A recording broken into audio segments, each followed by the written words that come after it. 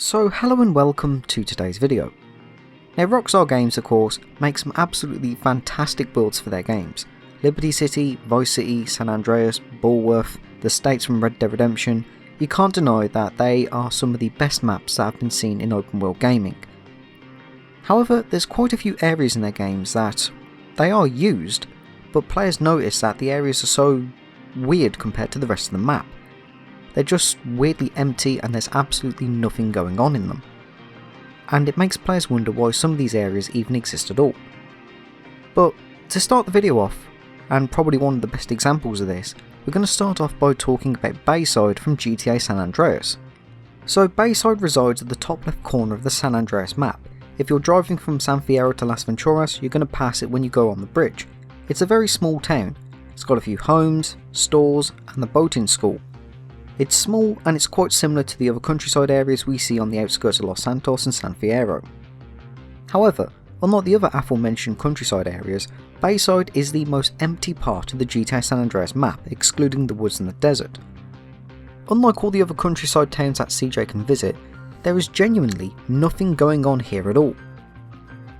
The only thing you can do in Bayside is the boating school, which, considering it's only needed for 100% completion, which, reminder, the majority of players don't go for, you can go your entire time in San Andreas without ever needing to visit this area.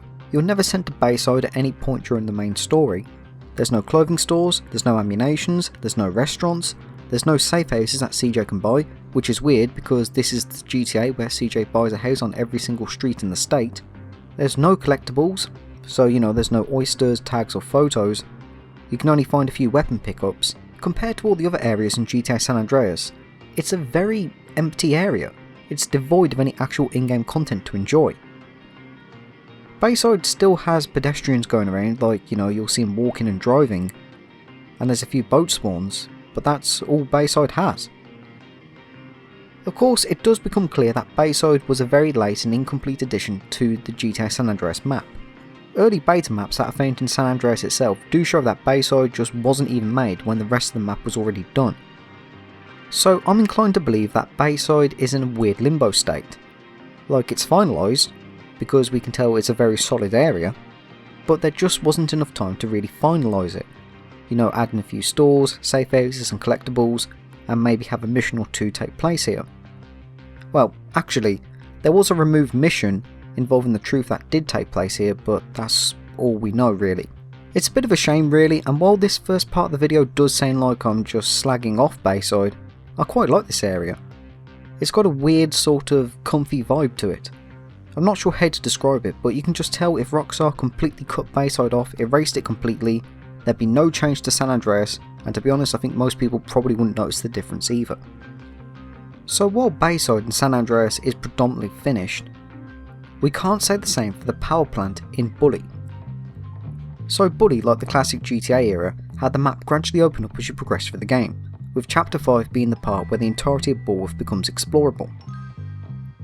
Kind of, because in the second to last mission Jimmy launches a one-man assault on the townie's hideout to get to Edgar Munson, which is located at the power plant in Blue Skies. And after the mission, the power plant becomes open for the player to explore at any time they like. But as many players noticed, it's a very weird area.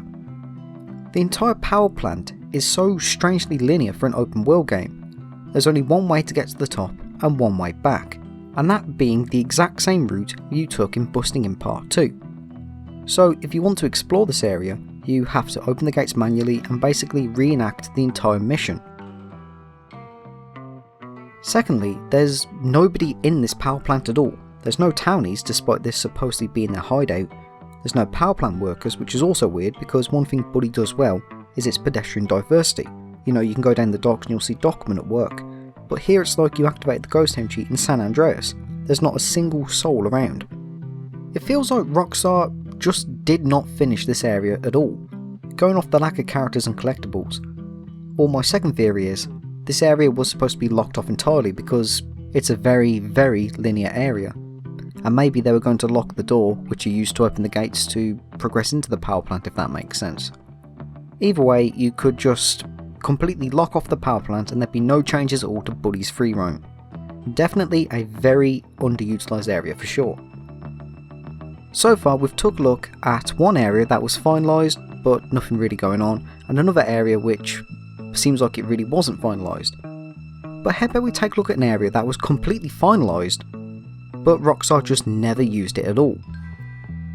And the final area of the video we're going to cover is Blaine County from GTA 5. So I'd be willing to say that about 90% of Blaine County in GTA 5 could be completely erased from the game and it'd make little to no difference whatsoever. Excluding sandy shores and the Gran Sonora Desert, pretty much the rest of the map outside Los Santos is sorely underused in every single way of the word. Like, barely anything happens outside Los Santos in the entirety of GTA 5's story. Okay, there's like one heist in Palito Bay, and you do raid that facility, but when are the likes of Mount Gordo, Grapeseed and Mount Chiliad even used in the story anyway? At no point are you ever sent to these areas. Oh yeah, there's also Pac-Man, where Franklin spends the entire mission just covering the entire state near enough. Fun. Even then, the towns outside Los Santos are just so devoid of any content too. So let's take Palito Bay. You've got a single strip club Trevor can buy that he can't even enter, and a clothing store.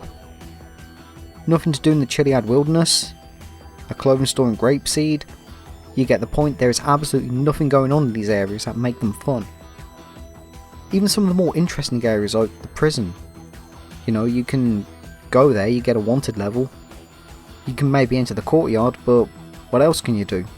Shoot out with the police, and then you get wasted and sent all the way back to Los Santos again.